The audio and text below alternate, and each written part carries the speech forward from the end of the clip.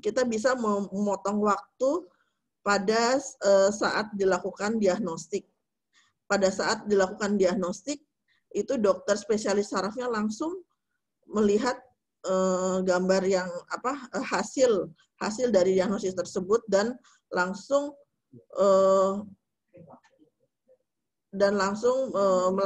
memberitahukan kepada tim perawat tim stroke unit untuk segera mempersiapkan pemberian obat trombolitik itu. Nah, sekali lagi saya menekankan alur penanganan pasien stroke ini sangat penting karena di sini faktor waktu. Faktor waktu itu sangat penting dalam kesinambungan pengobatan stroke. Di dalam pandemi ini memang kita tidak boleh anggap remeh ya karena untuk melindungi kita juga sebagai tenaga kesehatan terhadap penyakit ini dan untuk mencegah kemungkinan penyebaran pada fasilitas pelayanan kesehatan. Di sini kita dari mulai IGD sudah petugas IGD-nya itu sudah memakai APD udah level 3. Kalau di stroke unit kita memakai APD level 2. Selanjutnya, slide selanjutnya. Alur di sini untuk lebih mudahnya mungkin saya akan tunjukkan gambar biar lebih mudah itu. Pasien masuk ke IGD rumah sakit, dilakukan anamnesa secara cepat oleh dokter dan ditentukan pasien ini kandidat trombolitik atau tidak, dan kita bekerja sama juga dengan bagian administrasi untuk persetujuan dan yang harus dilakukan persetujuan oleh baik itu keluarga ataupun penjamin pasien tersebut. Setelah itu kita lakukan diagnostik cukup dengan CT scan saja. Setelah dokter membaca hasilnya di ruang radiologi, itu memberi untuk jika pasien itu tergolong untuk dilakukan trombolitik, maka obat tersebut kita berikan di IGD. Yang sebelum pandemi ini kita bisa melakukan pemberian obatnya itu di ruang stroke unit karena kita akan memotong waktu karena door to needle yang ditetapkan oleh Badan Internasional Stroke Internasional itu kurang dari 60 menit. Jadi kita harus segera memotong waktu agar tidak door to needle-nya tidak lebih dari itu. Selanjutnya pada era pandemi ini juga pasien yang biasanya dari ruang unit instalasi gawat darurat langsung menuju stroke unit, itu kita harus melakukan transit terlebih dahulu. Transit di ruang transit yang kita miliki itu maksimal 1 kali 24 jam. Kalau jika hasil dari screeningnya itu tidak mengarah ke COVID-19, itu baru kita masukkan ke ruang stroke unit. Jadi ruang stroke unit kita itu ruang yang pasiennya yang sudah lolos screening COVID-19. Slide selanjutnya. Nah, di sini juga saya akan perlihatkan beberapa foto kegiatan kami di Rumah Sakit Premier Jatinegara. Bagaimana kita menerima pasien stroke, karena stroke itu merupakan kedaruratan, dan kita juga sebagai tim kesehatan harus cepat menangani pasien stroke itu. Jadi mulai dari sebelum masuk ke ruang instalasi gawat darurat, dokter sudah melakukan pengkajian di dalam perjalanannya. Setelah itu masuk kita lihat di foto itu baru masuk ke unit gawat darurat. Nah, di situ setelah dilakukan anamnesa secara cepat, dilakukan diagnostik juga CT scan. Nah, dokter spesialisnya juga langsung melihat langsung hasilnya sehingga sebelum selesai melakukan diagnostik itu dokter bisa sudah tahu hasilnya itu hasil dari diagnostik itu iskemik atau hemoragik. Jadi di situ sudah ditentukan kemana arahnya gitu. Apakah harus konsul bedah saraf atau memberikan obat trombolisis tersebut. Nah, di situ juga peranan farmasi juga sangat penting karena langsung menyediakan obat-obatan dan kita langsung memberikan obat-obatannya itu di ruang IGD. Selanjutnya pada gambar juga kita lihat di sini pada masa pandemi ini dokter spesialis saraf yang merawat dokter penanggung jawab pasien itu pada masa pandemi ini rumah sakit kita juga kan mengeluarkan peraturan yang tidak boleh dibesuk oleh keluarga, sehingga dalam berkomunikasi saat ini kita di Rumah Sakit Premier Jatinegara keluarga juga dapat berkomunikasi melalui kita manfaatkan teknologi yaitu dengan Doximi. Jadi kita menghubungkan pasien dari rumah dan bisa melihat keadaan pasiennya secara langsung walaupun dia tidak perlu ke rumah sakit.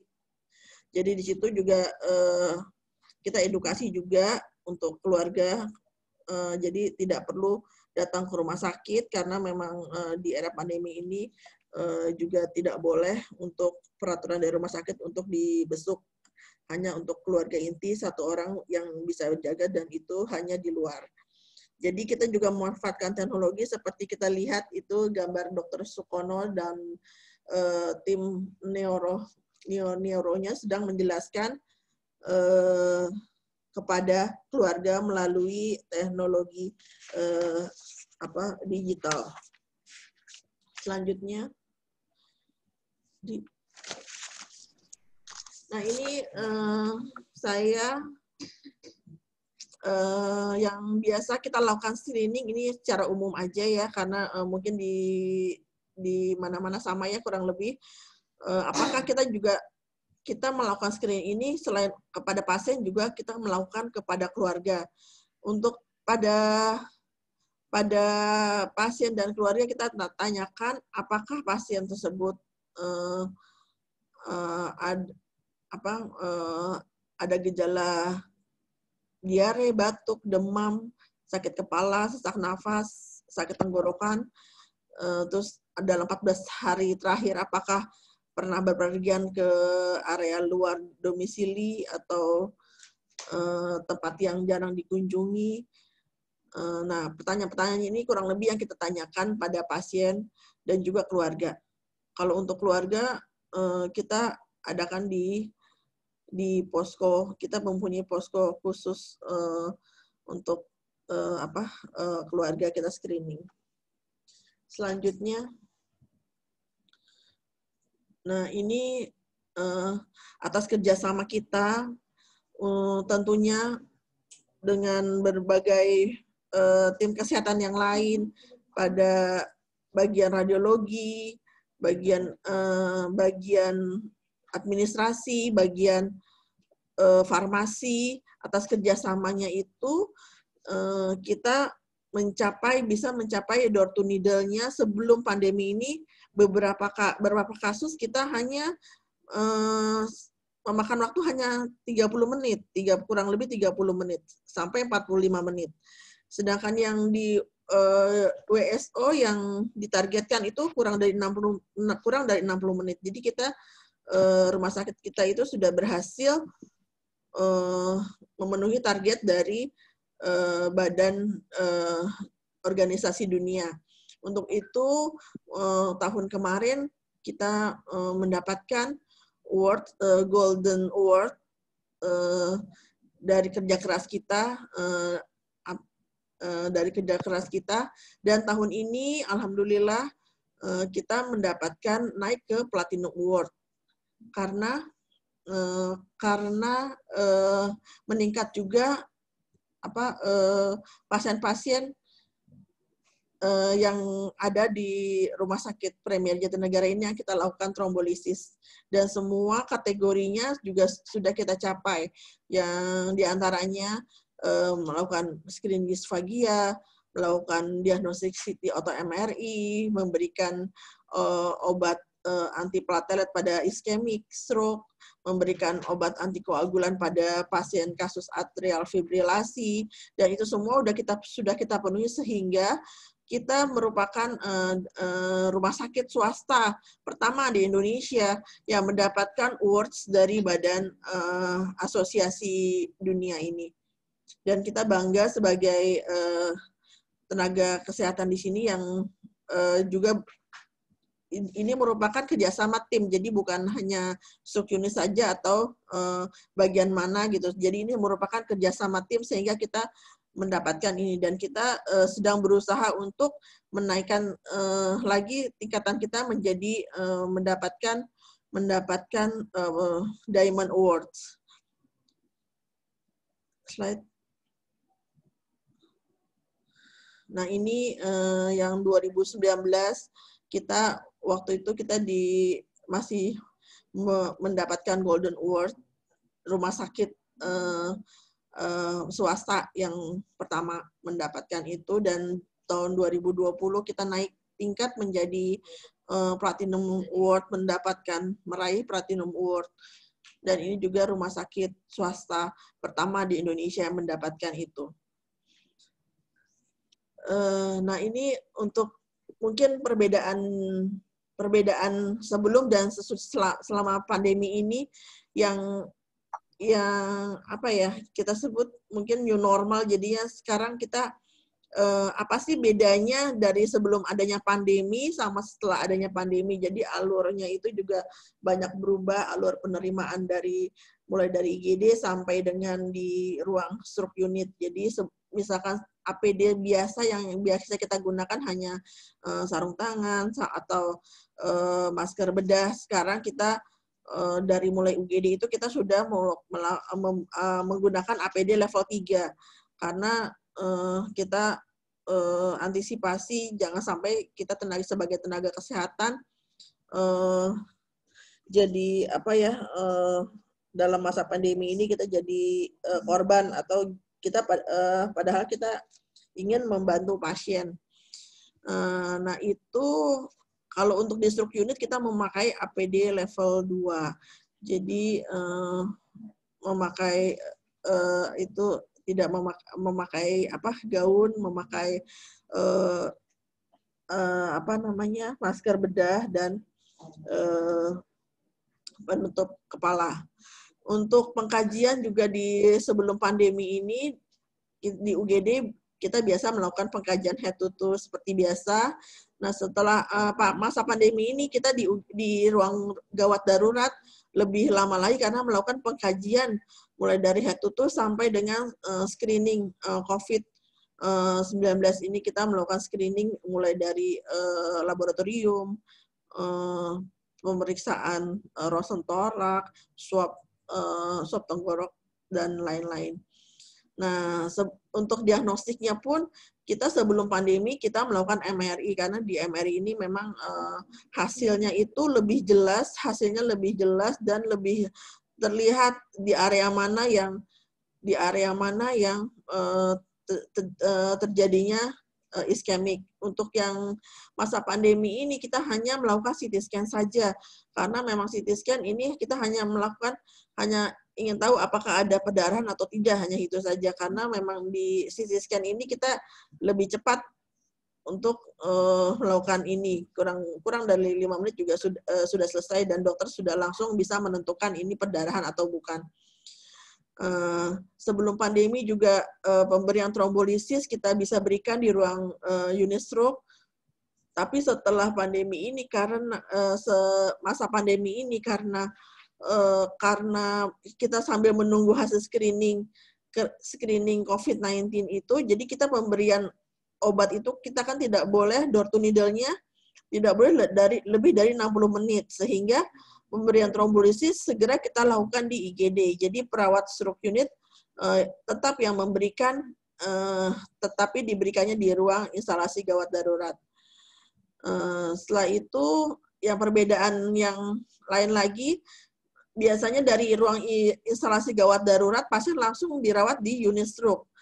Nah, pada masa pandemi ini, karena unit stroke kita harus bebas dari COVID-19, jadi pasien harus dimasukkan dulu ke istilahnya ke ruang transit, yang kita namakan ke ruang transit itu kurang lebih di situ kurang 1 kali 24 jam. Setelah dipastikan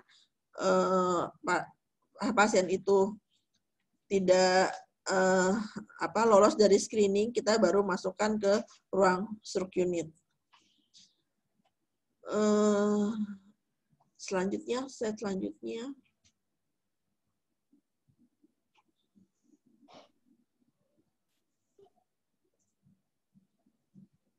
Ya. Nah, ini tim dari stroke unit, mungkin bisa kita tampilkan tim stroke unit kita yang hebat semua. Terima kasih, demikian yang bisa saya sampaikan alur penanganan pasien stroke di masa pandemi ini. Jadi memang ada beberapa perbedaan dari yang sebelum pandemi ini. Terima kasih. Assalamualaikum warahmatullahi wabarakatuh.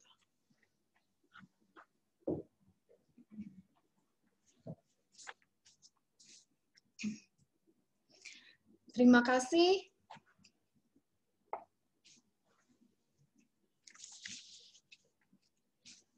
Oke, baik. Terima kasih Ibu Ade Asrianti untuk pemaparan materinya. Sangat lengkap dan sangat jelas. Rekan sejawat, demikianlah alur penanganan pasien stroke di Rumah Sakit Premier Jatinegara di masa pandemi COVID-19 ini. Semoga materi yang tadi disampaikan sangat bisa membantu rekan-rekan sejawat sekalian mungkin untuk bagaimana juga penanganan di rumah sakit masing-masing. Dan sebelum sesi kedua berlanjut, tadi mungkin Ibu Ade Asrianti sudah menyampaikan mengenai Angel Award. Itu memang syukur sekali kami ucapkan, karena itu suatu jujur kebanggaan tersendiri buat kami sebagai tim. Jujur itu menjadi kebanggaan tersendiri bagi kami yang menjadi bagian dari tim di Stroke Unit Rumah Sakit Premier Jatinegara. Karena memang pencapaian ini kami peroleh 2 tahun berturut-turut, di mana tahun sebelumnya 2019 kami mendapatkan Golden Award, dan di tahun 2020 ini kami mendapatkan Platinum Award. Dan memang sekaligus penghargaan ini juga memicu kami untuk bagaimana kami memberikan pelayanan keperawatan kami yang lebih baik lagi tentunya kepada pasien-pasien kami di ruang unit stroke Rumah Sakit Premier Jatinegara. Baik teman-teman, rekan sejawat, untuk sesi tanya jawab nanti bagian akhir setelah seluruh narasumber kita menyampaikan materi mereka. Jadi ditahan dulu pertanyaannya. Nanti kita akan sediakan waktu untuk sesi tanya jawab langsung dengan para narasumber kita. Untuk sesi kedua kali ini mengenai masalah keperawatan prioritas pasien stroke di ruang stroke unit yang akan disampaikan oleh Ibu Dian Purnamawati, SKM Eskep. Kepada Ibu Dian, kami persilakan waktunya. Kami beri waktu 30 menit. Silakan, Ibu Dian.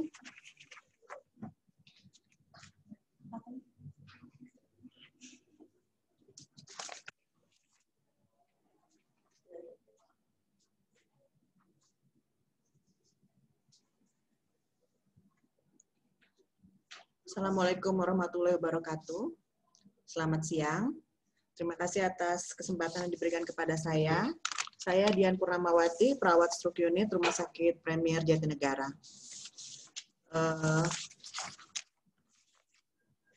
Materi yang akan saya bawakan adalah masalah keperawatan prioritas pasien di stroke unit Premier Jatinegara. Sebelum kita memasuki sebelum kita memasuki masalah keperawatan, kita bicara sedikit tentang apa sih stroke itu. Menurut WHO, stroke adalah gangguan otak, vokal maupun global, yang timbul secara mendadak dan disebabkan oleh gangguan vaskuler dan dapat menyebabkan kematian yang berlangsung selama 24 jam atau lebih.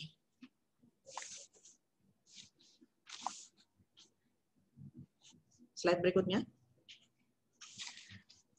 Jenis stroke sendiri terbagi menjadi dua, yaitu stroke iskemik dan stroke hemoragik.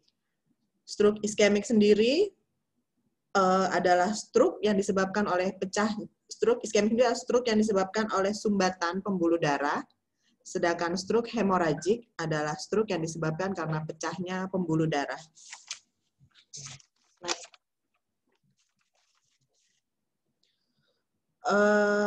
Stroke iskemik sendiri biasanya bisa disebabkan oleh karena adanya penyempitan pembuluh darah sehingga menyebabkan aliran darah ke otak berkurang dan juga atau disebabkan adanya rupturnya plak arteriosklerosik dari jantung. Sehingga stroke iskemik juga dapat dibedakan menjadi stroke iskemik akibat embolus dan akibat trombus. Slide. Sedangkan stroke hemoragik terjadi karena pecahnya pembuluh darah di otak yang dapat dipicu oleh beberapa kondisi, antara lain adalah hipertensi yang tidak terkendali, melemahnya dinding pembuluh darah, dan adanya pengobatan pengencer darah. Stroke hemoragik sendiri terbagi menjadi dua, yaitu perdarahan intraserebral dan perdarahan stroke subarachnoid. Slide. Manifestasi klinik stroke.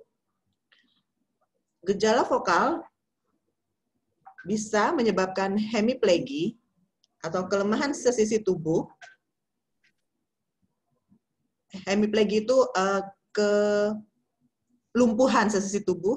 Hemiparesis itu kelemahan sesisi tubuh, hemianestesi itu rasa kesemutan atau baal pada sesisi tubuh, hemianopsia itu perubahan lapang pandang pada mata, diplopia itu matanya yang menjadi penglihatannya ganda, dysarthria dan afasia adalah gangguan bicara, ataksia, vertigo dan nystagmus adalah gangguan vertigo itu gangguan keseimbangan dan nystagmus juga gangguan otot mata yang involunter. Di sini dapat kita ketahui perbedaan antara stroke hemoragik dan iskemik dari onsetnya. Onsetnya tuh sama-sama mendadak. Hemoragik biasanya onsetnya saat sedang aktif, iskemik pada saat sedang istirahat. Terus biasanya kalau hemoragik tanpa ada gejala yang khas, sedangkan iskemik biasanya ada kadang kesemutan dulu, baal dulu. Untuk nyeri kepala pada hemoragik sangat sering terjadi nyeri kepala hebat.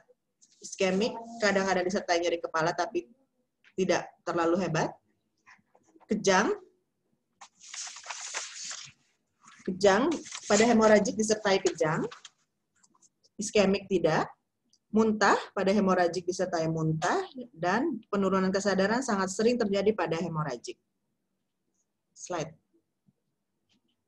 Sekarang kita masuk ke asuhan keperawatan. Asuhan keperawatan dimulai dari pengkajian sampai dengan evaluasi. Apa saja yang harus kita perhatikan pengkajian khusus pada pasien-pasien stroke? Jadi tadi seperti sudah dijelaskan oleh Ibu Ade, pengkajian khususnya itu biasanya kita mulai dari BFAST, balancing-nya gimana. Slide selanjutnya ada. Terus, ya ini saat pengkajian ini penting. Ini masih pakai FAST, B-nya masih ketinggalan, di bawah sama Bu Ade tadi. B-nya balancing, E-nya eyes, face-nya, balancing-nya keseimbangannya gimana, dia berjalannya bagaimana, E-nya, eyes-nya, apakah dia tadi ada gangguan diplopik kah, ada hemianopsia kah, face-nya, apakah ada wajah mencong, atau ada drooling, keluar air liur, terus arm-nya, kelemahan sesisi badan, baik pada tangan dan kaki, speech-nya, dia tiba-tiba nggak bisa ngomong, tiba-tiba dia nggak bisa nelen, dan time sangat penting bagi pasien stroke. Selain itu, apalagi yang harus kita lakukan pada pengkajian? Slide pengkajian tadi, tolong kembali.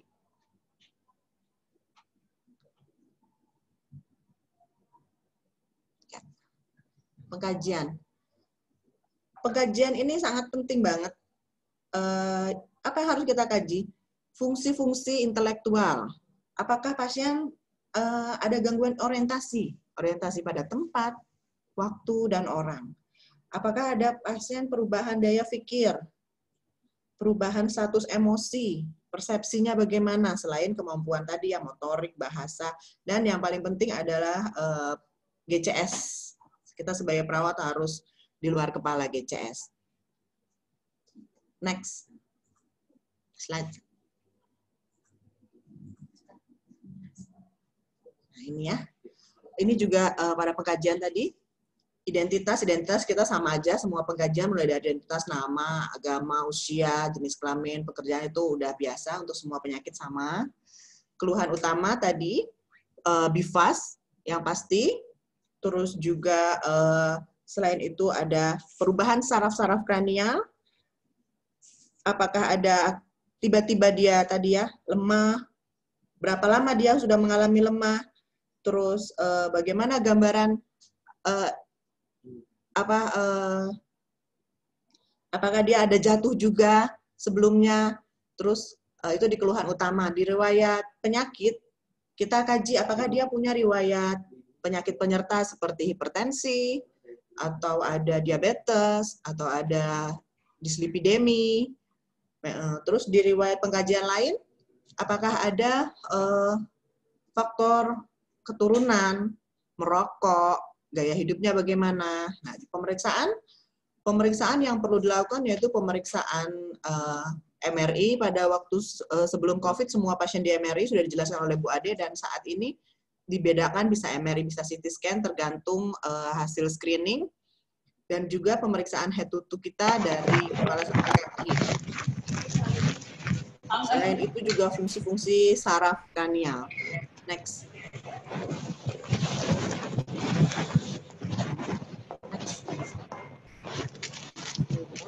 Udah.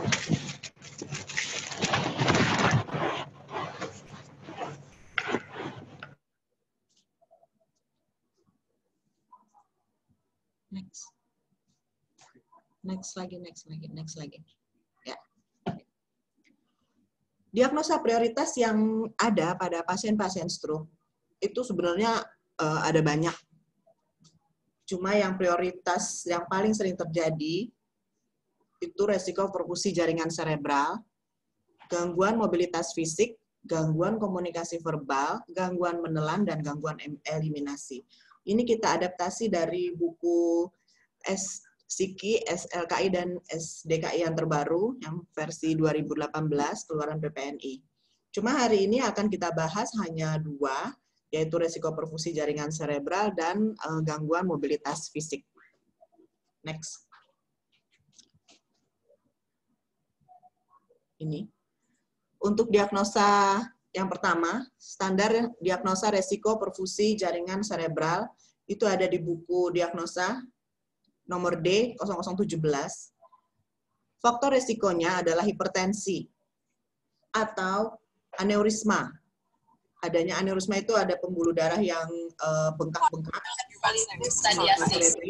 stenosis karotis atau fibrilasi atrium, atau embolisme atau cedera kepala. Itu hal-hal yang menjadi faktor resiko terjadinya diagnosa resiko jaringan cerebral, resiko perfusi jaringan cerebral.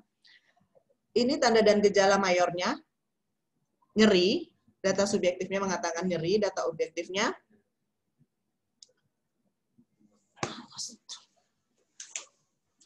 tanda-tanda peningkatan TIK, adanya tanda-tanda peningkatan TIK, adanya penurunan kesadaran,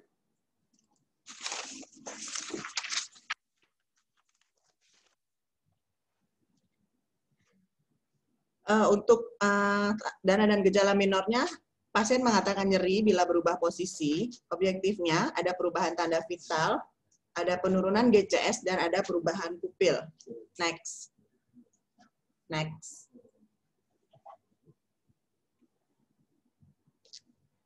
Untuk standar luaran keperawatannya, luarannya adalah perfusi cerebral. Ekspektasinya, yang harus meningkat dari diagnosa resiko perfusi jaringan cerebral ini, tingkat kesadaran harus meningkat. Jadi GCS datang dan GCS keluar harus kita ukur apakah ada peningkatan tingkat kesadaran. Demikian juga dengan kognitif harus meningkat. Yang harus menurun ekspektasinya adalah tekanan intrakranial harus menurun. Sakit kepala harus menurun, pasien gelisah juga harus menurun, kecemasan menurun, agitasi menurun, dan demam menurun. Dan untuk ekspektasi membaiknya, rata-rata nilai tekanan darah harus membaik, tekanan darah sistolik membaik, tekanan darah diastolik juga membaik. Next.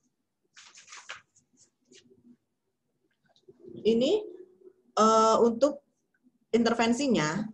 Intervensi yang utama pada diagnosa ini adalah manajemen peningkatan tekanan intrakranial.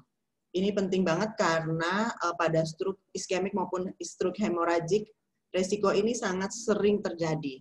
Sebagai perawat, apa sih yang harus kita observasi? Karena ini dalam buku ini sekarang tindakannya tuh udah terbagi-bagi dengan jelas. Ada yang diobservasi, ada yang tindakan mandiri, terapeutik ini tindakan mandiri keperawatan, dan kolaborasi baru tindakan yang harus kita kolaborasikan kepada medis. Observasi apa? Penyebab terjadinya peningkatan tekanan intrakranial tadi. Apa saja yang bisa menyebabkan tekanan intrakranial itu meningkat? Misalnya tadi ya penyakitnya tensi tinggi, terus ada aneurisma, ada udem, itu bisa menyebabkan peningkatan tekanan intrakranial. Terus tanda-tanda apa saja yang menjadi tanda peningkatan tekanan intrakranial? Jadi kita harus sebagai perawat itu harus paham apa sih tanda-tanda tekanan intrakranial meningkat. Jangan sampai dokter yang nanya kita nggak tahu gitu ya. Tekanan intrakranial itu tanda-tandanya kalau naik itu pasien tiba-tiba ada muntah proyektil, terus tensinya tanda vital tiba-tiba berubah secara cepat, drastis, terus juga pasien tiba-tiba menurun kesadarannya, terus MAP, main arterial pressure, itu harus kita jaga, tidak boleh kurang dari 60 mm Hg. Status pernapasan, kita lihat, kita kaji pola pernapasan, status pernapasan pasien. Terus balance cairan. Kita sebagai perawat tuh harus betul-betul mengetahui tentang balance cairan. Terus terapeutik, apa tindakan yang dapat kita lakukan secara mandiri untuk pasien-pasien dengan peningkatan tekanan intrakranial? Lingkungan sangat penting, sangat mempengaruhi peningkatan tekanan intrakranial. Jadi pasien harus ditempatkan di lingkungan yang tenang. Kita harus mengedukasi keluarga untuk tidak membesuk, atau saat ini memang kondisinya tidak bisa dibesuk ya, tapi kan kadang-kadang ada keluarga yang telepon atau apa, itu harus kita batasi banget, nggak boleh, lingkungan sangat mempengaruhi. Selain tenang, lingkungan juga harus gelap. Posisi semipolar. Posisi juga sangat mempengaruhi dalam peningkatan tekanan intrakranial. Kita tidak boleh memberikan posisi lebih dari 30 derajat. Terus hindari falsafah manuver. Falsafah manuver dihindari, pasien nggak boleh batuk. Kalau batuk ya langsung kita laporkan, langsung minta obat batuk. Atau pasien juga nggak boleh ngeden. Terus hindari kejang. Dan pertahankan suhu tubuh normal.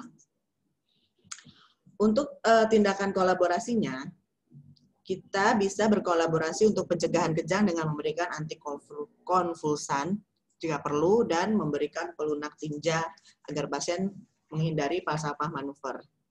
Next. Nah, ini untuk pemantauan peningkatan tekanan intrakranial. Dalam pemantauan tekanan intrakranial, untuk pasien-pasien yang sudah terjadi peningkatan tekanan intrakranial, apa yang harus kita lakukan? Tindakan kita sebagai perawat, observasi. kita harus mengobservasi kesadaran pasien. Observasi terus-menerus kita lakukan untuk menilai kesadaran pasien, apakah dia tetap, ataukah dia turun, ataukah dia syukur-syukur naik ya. Kalau kesadaran itu penting banget. Kita bisa langsung lapor kalau memang terjadi ada perubahan kesadaran. Dan juga monitor refleks pupil. Apa aja yang harus kita lakukan dalam monitoring refleks pupil? Selain ukurannya, terus juga rangsang terhadap cahayanya, juga kesimetrisannya. Terapeutik, tindakan yang paling penting untuk dalam pemantauan peningkatan tekanan intrakranial ini, posisi kepala dan leher netral. Jadi nggak boleh kepalanya nekuk atau bantalnya nggak nyaman ya, selain posisi 30 derajat tadi. Dan dokumentasikan hasil pemantauan tersebut agar semua teman-teman yang lain juga bisa ikut melanjutkan hasil pemantauan kita dan dokter bisa menilai hasil pemantauan kita. Edukasinya, jelaskan kepada pasien dan keluarga tentang tujuan dan prosedur pemantauan ini. Karena biasanya kan keluarga juga nanya, kenapa sih nggak boleh dibesuk, kenapa sih harus gelap, kenapa sih harus tenang, kenapa sih... Ya. Itu harus dijelaskan agar keluarga juga bisa bekerja sama dengan kita untuk meningkatkan kesadaran pasien untuk menurunkan tekanan intrakranial ini sehingga nggak ada komplain gitu. Terus selain itu edukasi yang dapat dilakukan adalah menginformasikan hasil pemantauan jika memang diperlukan. Slide. Nah, ini diagnosa prioritas yang kedua adalah gangguan mobilitas fisik. Itu ada di nomor D0055 di buku SDKI. Penyebab atau faktor risikonya adalah penurunan kendali otot, penurunan kekuatan otot, gangguan neuromuskular, program pembatasan gerak, atau gangguan sensori persepsi. Tanda dan gejala mayornya, subjektifnya pasien mengeluh sulit menggerakkan ekstremitas. Jadi dia ngomong tiba-tiba lemah nih yang sebelah mana gitu. Atau objektifnya kekuatan otot menurun. Objektif itu yang kita ukur ya, kekuatannya menurun dan rentang geraknya menurun. Yang minor, tanda dan gejala minornya subjektifnya, pasien mengatakan nyeri saat bergerak, pasien enggan melakukan pergerakan, pasien merasa cemas saat bergerak, dan objektifnya sendinya kaku, gerakannya tidak terkoordinasi, gerakannya terbatas, dan fisiknya lemah. Next. Standar luaran keperawatannya untuk diagnosa gangguan mobilitas fisik, ekspektasi yang harus meningkat adalah pergerakan ekstremitas harus meningkat.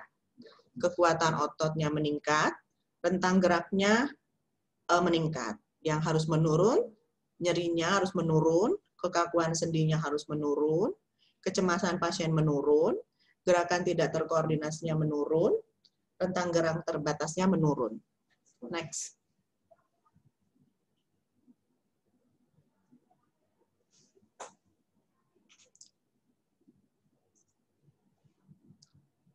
Nah, ini intervensinya untuk dukungan ambulasi dan dukungan mobilisasi pada gangguan mobilisasi fisik.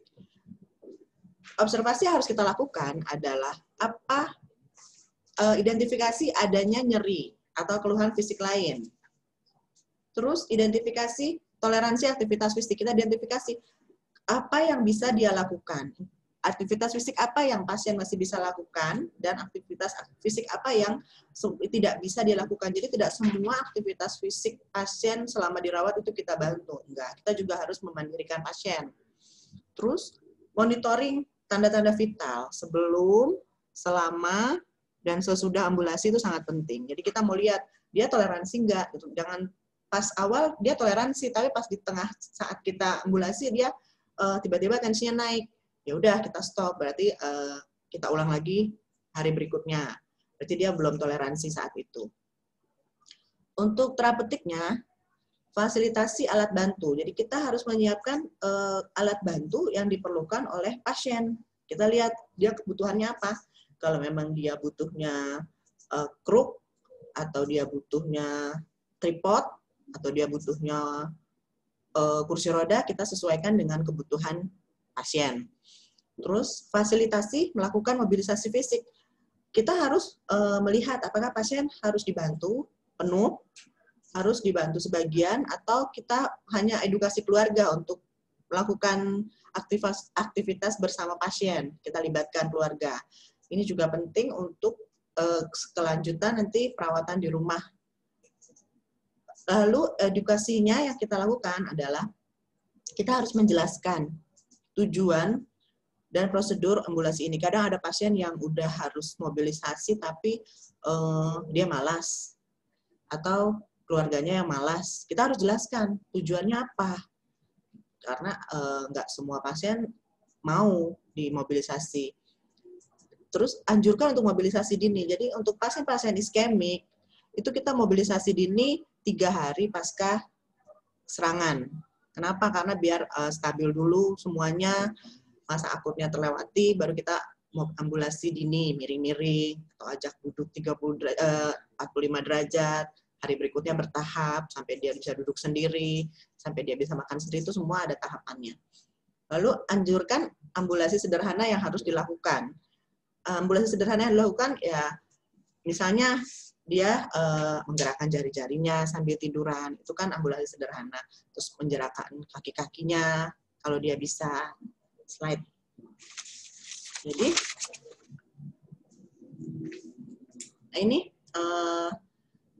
ini kasus aja nih ya.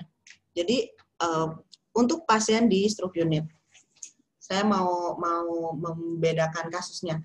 Jadi, ada pasien sama-sama masuk dengan stroke iskemik, sama-sama dia onsetnya, sama-sama dia dilakukan pemberian trombolitik, tapi dia kondisinya klinisnya berbeda.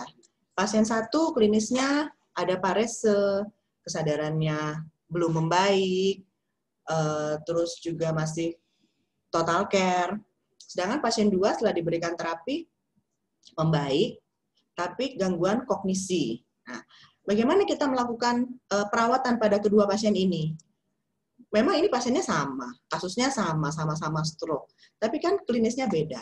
Sebagai perawat kita harus memiliki critical thinking yang tinggi. Karena pada pasien ini harus dirawat dengan cara yang berbeda. Pada pasien yang memiliki penurunan kesadaran, itu kita harus sangat memperhatikan apa kebutuhan dia. Pada gangguan perfusi misalnya, diagnosa yang utama gangguan perfusi. Dia mengalami gangguan perfusi sehingga terjadi penurunan kesadaran. Apa yang harus kita lakukan pada pasien-pasien ini? Kita harus melakukan pencegahan dekubitus.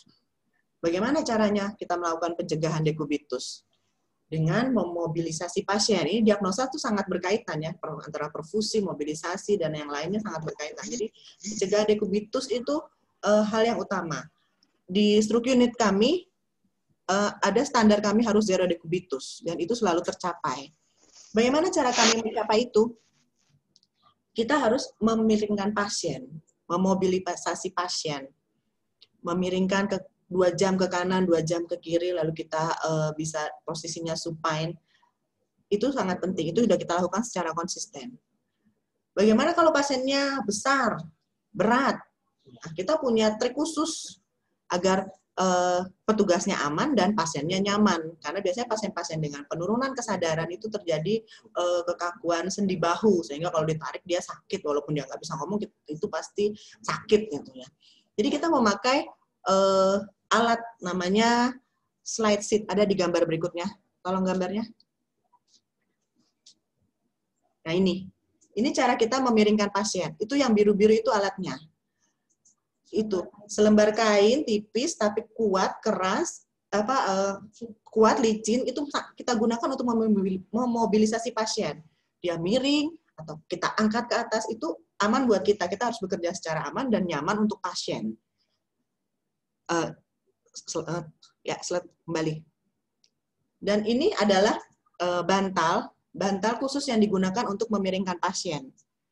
Bantal ini berbentuk segitiga, memang disediakan oleh rumah sakit kami, untuk membuat pasien merasa nyaman saat dimiringkan dan dia tidak kembali terlentang.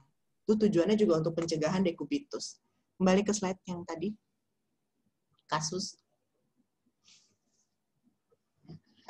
Selain kita menggunakan alat bantu 2 tadi dalam pencegahan dekubitus, kita juga harus memberikan lotion ke daerah-daerah yang tertekan. Terus juga kita harus memberikan masas pada area-area yang tertekan. Itu bedanya pasien satu. Pasien satu karena dia kesadarannya tidak baik, kita harus melakukan pencegahan dekubitus. Sementara pasien yang kedua, karena dia bisa mobilisasi, itu tidak kita lakukan. Itu bedanya. Terus selain itu, pada pasien dengan tirah baring, yang harus kita lakukan juga adalah pencegahan pneumonia. Bagaimana cara kita melakukan pencegahan pneumonia sebagai perawat? Kita harus mencegah pasien tersebut dalam satu posisi yang sama, tadi ya miring-miring. Karena pasien dengan posisi yang tetap akan membuat slam numpuk di situ dan jadi bisa menyebabkan pneumonia. Terus juga bagaimana cara kita melakukan pencegahan ISK? Karena akan terjadi resiko ISK di situ pada pasien-pasien yang tidak sadar, pasien terpasang alat-alat invasif, terutama kateter, itu akan menjadi port di entry bagi kuman. Bagaimana cara pencegahan ISK-nya? Jadi kita harus melakukan perawatan perineum. Terus kita juga harus merawat kateter tadi, perawatan kateter harus kita lakukan. Dan sedapat mungkin, kalau sudah kondisinya membaik, segera lepas kateter. Pada pasien yang kedua tidak kita lakukan pencegahan ISK, karena memang pasien bisa BAK spontan. Nah, itu bedanya. Terus yang ketiga, kita lakukan pencegahan konstipasi. Kenapa pencegahan konstipasi itu penting? Itu karena bila pasien mengedan, melakukan falsafah manuver, dia akan menjadi resiko peningkatan tekanan intrakranial. Pencegahan konstipasi itu penting, karena pada pasien-pasien tirah baring sering sekali terjadi konstipasi pasien. Kita berikan pencahar, kita lakukan masas pada bagian abdomen, itu penting. Dan perawatan pada pasien yang kedua, pasien yang bisa mobilisasi dengan kasus yang sama, itu juga harus kita perhatikan apa? Apa yang harus kita perhatikan pada pasien-pasien yang sadar, tapi dia masih harus kita awasi. Pasien yang sadar, yang bisa mobilisasi, itu sangat beresiko tinggi untuk terjadinya jatuh. Jadi kita harus, jika pasien mobilisasi, itu kita dampingi, atau kita lingkungannya harus aman, lantainya tidak licin, terus di tempat kami sudah ada protokol seperti itu ya, harus kamar mandi ada pegangan. Terus dan yang satu lagi adalah pasien pencegahan tersedak. Bagi pasien-pasien yang sadar, itu kan biasanya dia makannya per oral. Jadi ada teknik-teknik di mana kita harus menyuapi pasien, terutama pasien yang sadar tapi hemianopsia atau pasien hemiplegi, itu kan tetap kita bisa bantu suapin, atau keluarga yang nyuapin dengan teknik-teknik khusus. Ini akan dibahas di nanti materi berikutnya.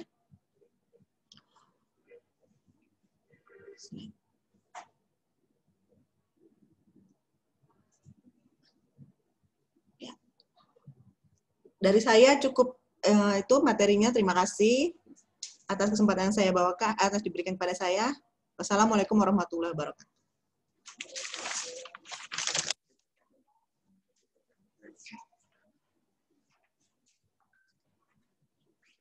Baik, kita kembali. Terima kasih kepada Ibu Dian Purnamawati untuk materi yang sudah disampaikan. Sangat lengkap dan tentunya penyampaian materi tadi semakin memberi gambaran kepada kita perawat mengenai bagaimana perawatan pada pasien-pasien dengan stroke. Dan tentunya tidak lupa kita juga harus mengawali dengan pengkajian, mengangkat diagnosa keperawatan, dan ada intervensi, dan kemudian kita evaluasi apakah target kita tercapai atau tidak. Dan tentunya untuk tercapainya target kita atau kriteria hasil, kita juga perlu melakukannya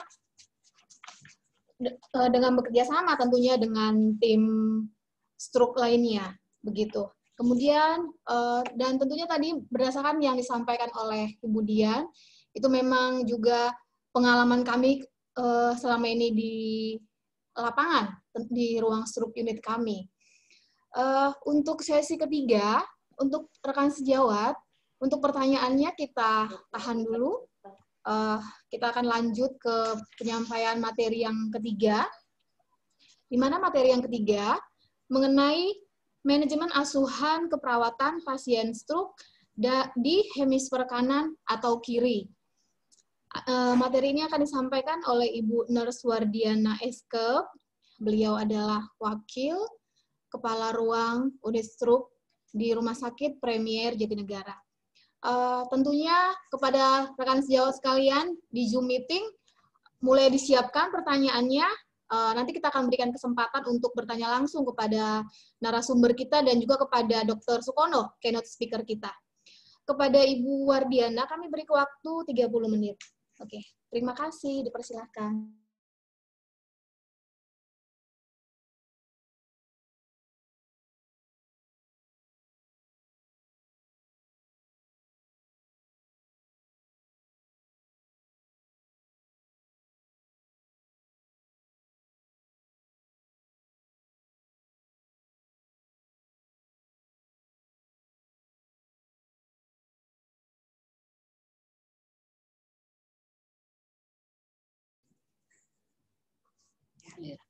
Bismillahirrahmanirrahim.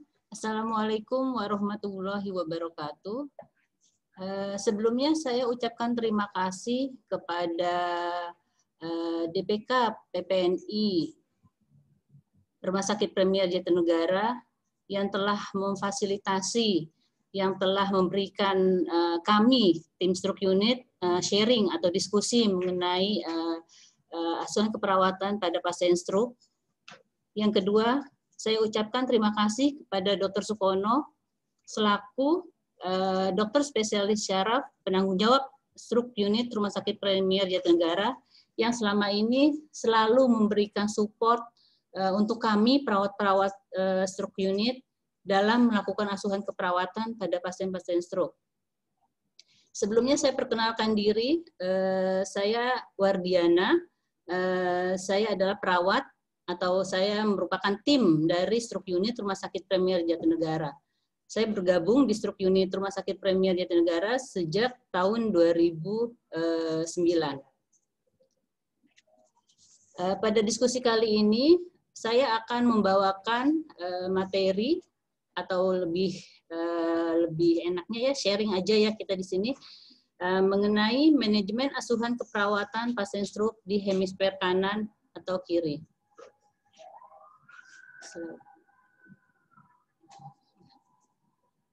Pada slide terlihat gambaran atau brand mapping. Kita ketahui otak merupakan salah satu organ yang fungsinya sangat vital bagi manusia. Otak itu terdiri atas beberapa bagian dan memiliki fungsi yang berbeda-beda.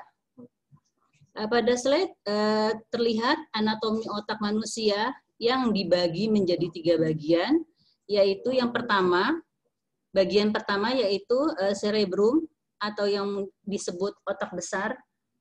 Cerebrum ini terbagi atas 4 lobus. Yang pertama, lobus yang paling depan pada otak yaitu lobus frontal. Lalu lobus yang kedua, lobus parietal berada di atas bagian otak. Yang ketiga, lobus occipital berada di bawah otak. Dan yang keempat, lobus temporal berada di sisi dari otak. Keempat lobus ini memiliki fungsi dan perannya masing-masing. Salah satunya diantaranya adalah lobus frontal yang memiliki fungsi sebagai berpikir kita, memori kita.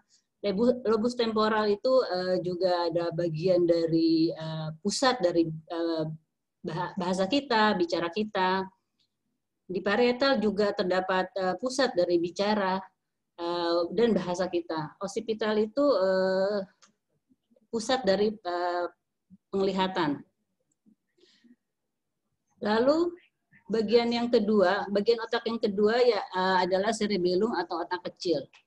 Cerebellum ini mengatur fungsi keseimbangan dan koordinasi tubuh kita dalam berjalan, dalam posisi berdiri. Dan bagian otak yang ketiga yaitu brainstem atau batang otak.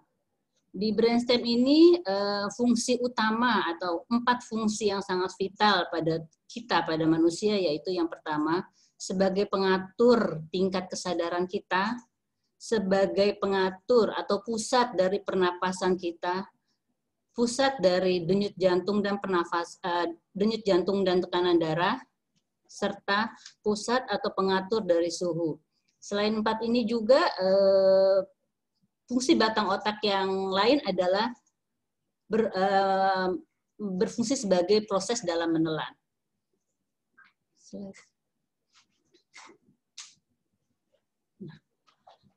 Pada otak kita ini memiliki 2 belahan atau 2 sisi atau kita sebut biasa hemisfer. Terbagi atas menjadi 2 hemisfer, yaitu hemisfer kiri dan hemisfer kanan. Kedua hemisfer ini dijembatani oleh organ yang bernama atau yaitu corpus callosum. Setiap masing-masing hemisfer memiliki fungsi memiliki fungsi yang berbeda. Fungsi kerja otak kita itu menyilang. Jadi hemisfer kiri itu mengontrol sisi tubuh kanan kita, sedangkan hemisfer kiri kita mengontrol sisi tubuh kanan kita.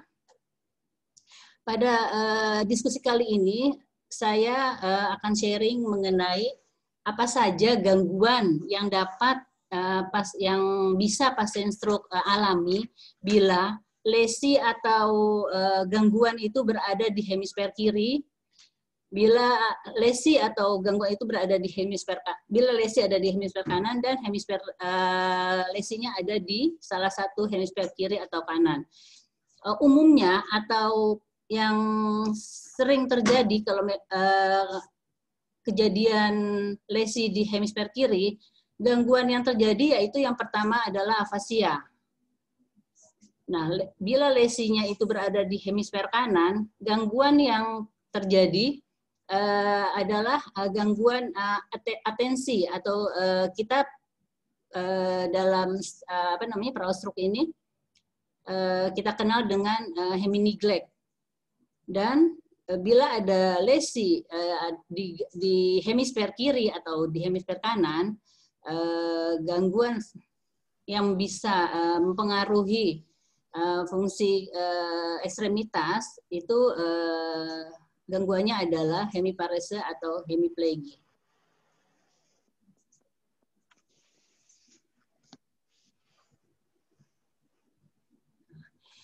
Mungkin teman-teman sejawat perawat yang saat ini bekerja di rumah sakitnya sebagai perawat stroke atau bekerja di area stroke unit sudah tidak asing lagi dengan apa itu afasia. Afasia itu adalah gangguan fungsi bicara yang disebabkan karena adanya kerusakan atau kelainan pada otak. Pasien-pasien stroke yang mengalami afasia, persentasenya sekitar 20%. Slide.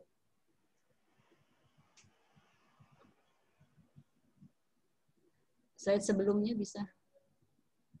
Sebelumnya.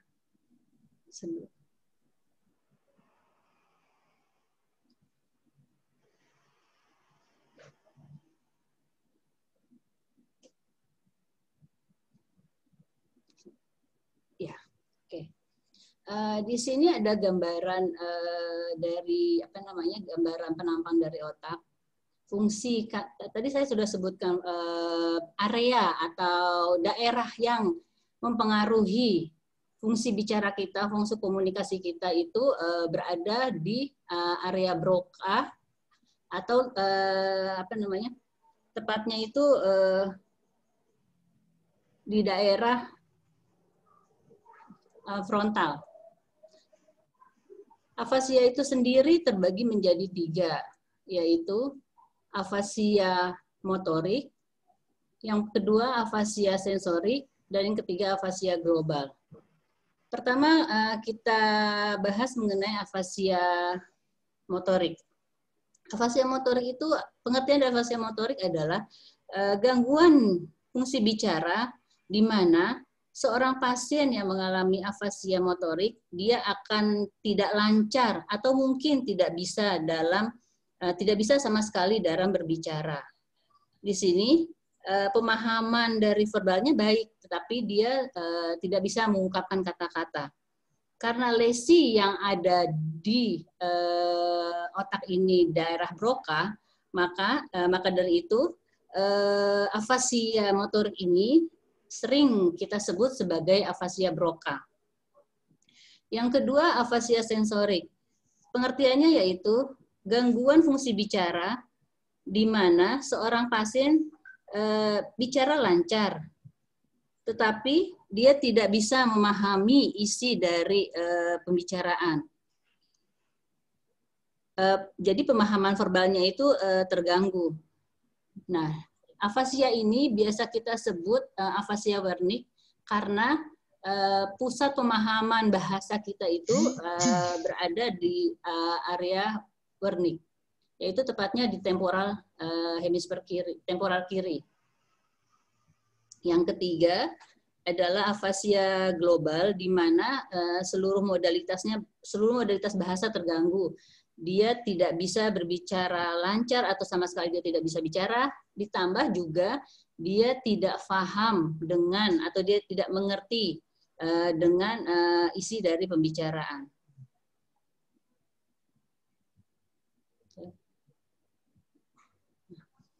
Nah, ini saya perlihatkan gambaran dari otak, yaitu letak area Broca berada di lobus frontal dan area Wernicke berada di lobus temporal sisi kiri, dan Broca frontal lobus hemisfer kiri.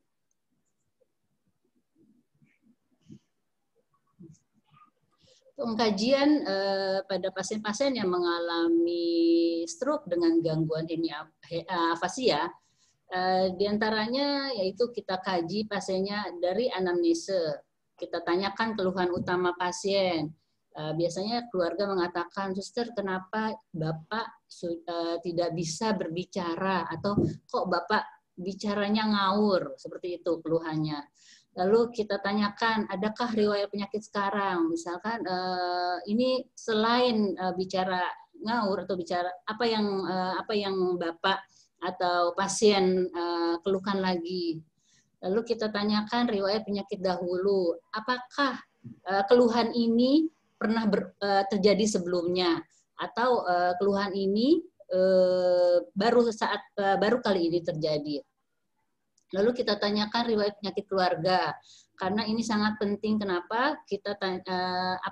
Karena riwayat penyakit keluarga ini kita ingin mengetahui faktor risiko apa sehingga pasien tersebut bisa mengalami kejadian stroke atau kejadian gangguan bicara ini. Lalu kita tanyakan juga pola komunikasi pasien di rumah, apakah komunikasinya lancar, lalu bicara atau bahasa yang biasa pasien gunakan di rumah, bahasa apa gitu. Karena ini akan mempengaruhi dalam tindakan kita sebagai perawat untuk mengintervensi pada gangguan tersebut. Lalu pemeriksaan fisik yang kita lakukan yaitu kita lihat keadaan pasien, GCS-nya berapa, lalu tanda-tanda vitalnya, tensinya, nadi. Ini juga menentukan apakah tekanan darah atau tekanan darah pasien tinggi atau tidak. Lalu yang terakhir pemeriksaan penunjang, ini juga sangat menentukan bagaimana kita tahu letak lesi yang dialami pasien itu ada di mana. Itu bisa dilakukan CT scan brain atau MRI brain. Memang yang lebih jelas letaknya itu biar kita lebih jelas hasilnya, MRI brain yang dilakukan. Standar diagnosa Standar diagnosa yang digunakan pada pasien yang mengalami afasia, kita fokus diagnosanya yaitu komunikasi verbal. Sebenarnya ini asuhan keperawatannya tadi sudah dibicarakan dengan Ibu Dian Purnama, tapi saya kali ini hanya ingin fokuskan pada gangguan diagnosa perawatan pada gangguan afasianya saja ya. Fokus diagnosanya yaitu komunikasi verbal. Faktor resiko atau yang bisa menyebabkan yaitu penurunan sirkulasi cerebral. Gejala dan tanda mayor yang dapat muncul pada pasien tidak mampu bicara secara verbal atau yang kita sebut dengan afasia motorik. Menunjukkan respon tidak sesuai. Jadi kadang apa yang ingin pasien bicarakan dengan tingkah lakunya itu agak aneh, agak berbeda gitu. Karena memang pasien yang mengalami gangguan persepsi, gangguan afasia sensorik, dia bingung harus mengatakan apa. Itu. Lalu gejala dan tanda minor yang dapat muncul, pasien tersebut sulit memahami komunikasi karena dia mengalami afasia sensorik. Jadi setiap komunikasi, setiap kata-kata yang terucap dari kita itu sulit dipahami oleh pasien. Pasien juga akan sulit menyusun kalimat karena dalam pemahaman tidak bagus. Pasien juga akan sulit mengungkapkan kata-kata, yaitu dia tidak bisa menyusun kata-kata menjadi suatu kalimat. Diagnosa keperawatan yang dapat diangkat atau dapat muncul yaitu gangguan komunikasi verbal berhubungan dengan penurunan sirkulasi cerebral.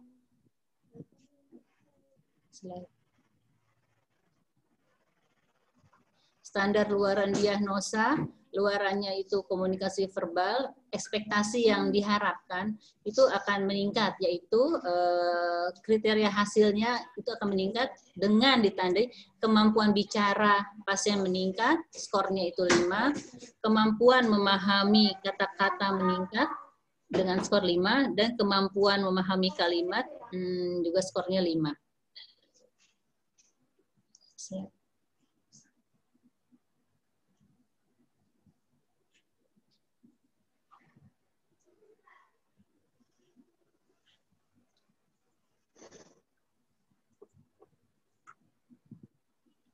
Intervensi kita sebagai perawat dalam melakukan asuhan keperawatan pada pasien yang mengalami afasia ada 3 bagiannya, yaitu observasi, terapeutik, edukasi, dan kolaborasi.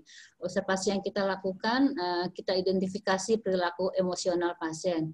Di sini sangat mempengaruhi, apalagi pasien yang mengalami afasia, yang tadinya dia lancar berkomunikasi, tiba-tiba dia susah untuk mengungkapkan sesuatu, pasti akan muncul efek psikologis atau emosi yang akan muncul pada pasien.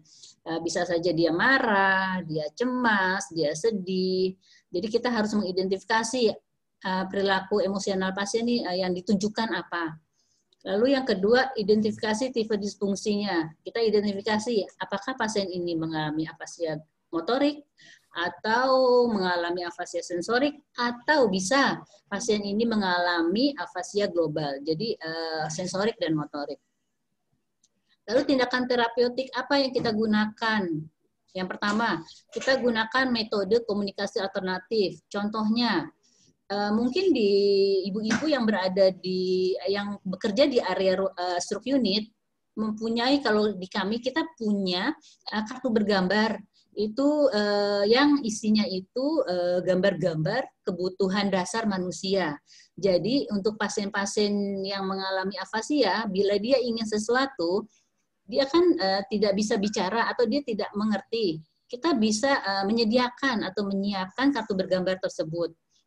Kalau memang dia ingin makan, di situ ada gambar orang atau manusia, ya, gambar orang yang sedang makan atau ingin berkemih atau buang air. Jadi kita bisa menggunakan metode komunikasi seperti itu. Nah, kita sediakan atau fasilitasi pasien dengan kartu-kartu bergambar. Sesuaikan gaya komunikasi dengan kebutuhan. Di sini maksudnya dalam kita berkomunikasi dengan pasien, sebisa mungkin posisi kita tepat berada di depan pasien supaya pasien dapat menjangkau atau mengerti apa yang kita komunikasi apa yang kita berikan ke pasien, kata-kata apa yang kita berikan ke pasien. Lalu ajukan pertanyaan tertutup. Di sini pertanyaan tertutup yaitu pertanyaan yang hanya membutuhkan jawabannya itu ya atau tidak. Jangan membuat pasien bingung. Jadi cukup kita ajukan pertanyaan yang pasien hanya menjawab ya atau tidak. Lalu ulangi apa yang disampaikan pasien. Jadi kita validasi. Kita ada pasien dia mengalami afasia sensorik, jadi dia megang-megang bajunya, tapi dia nggak ngerti, dia ingin mengucapkan sesuatu, tapi dia hanya megang-megang bajunya sambil dibuka-buka. Lalu kita kita validasi, Bapak kenapa ingin ganti baju? Gitu. Baru dia menganggukkan kepala. Jadi gitu kita ulangi apa yang disampaikan pasien bisa secara verbal atau non verbal.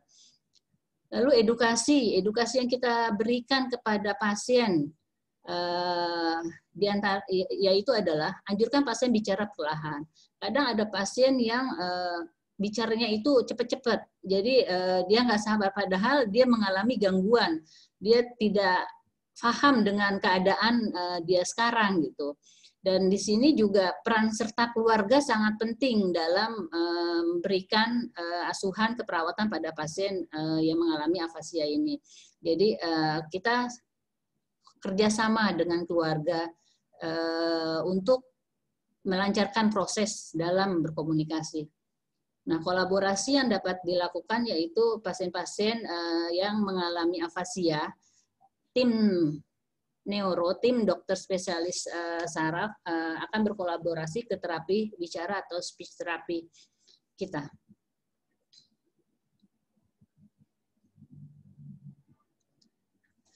Ini hal-hal apa saja yang penting yang harus kita perhatikan dalam menghadapi atau memberikan asuhan perawatan pada pasien yang mengalami afasia. Yang pertama, libatkan orang terdekat pasien dalam berkomunikasi. Di sini maksudnya orang terdekat, belum tentu keluarga itu orang terdekat. Karena apa? Bisa saja pasien itu tinggal dengan caregiver atau tinggal dengan keponakannya atau tinggal dengan saudara yang lain. Jadi kita libatkan mereka gitu dalam proses komunikasi, karena hanya mereka yang tahu pola komunikasi. Misalkan, oh suster pantesan Bapak ini memang di rumah bahasanya bahasa Jawa, jadi waktu kita berkomunikasi dengan pasien itu nggak bakalan nyambung karena dia nggak bakalan ngerti bahasa kita dan kita juga nggak ngerti bahasa dia. Jadi yaitu peran serta orang terdekat pasien itu sangat penting dalam proses komunikasi. Lalu ciptakan lingkungan yang tenang saat berkomunikasi. Di sini lingkungan yang tenang akan memudahkan pasien dalam berkomunikasi. Jadi dia akan berkonsentrasi penuh. Bila dia ingin mengungkapkan atau mengucapkan sesuatu, dia akan bisa berkonsentrasi. Kalau suasana ramai, berisik, dia nggak akan konsentrasi dalam berkomunikasi. Yang terakhir yaitu hindari berbicara keras. Tidak semua pasien afasia mengalami gangguan pendengaran. Jadi kadang kita saya refleks kadang bicara dengan pasien afasia dengan nada tinggi. Tujuannya apa? Jadi tanpa sengaja saya memvalidasi dengan suara yang tinggi. Kayaknya nggak nyampe kalau hanya bicara pelan gitu. Jadi tanpa sengaja kita berbicara keras ke pasien, padahal tidak harus dilakukan seperti itu, kecuali pada pasien yang mengalami gangguan pendengaran.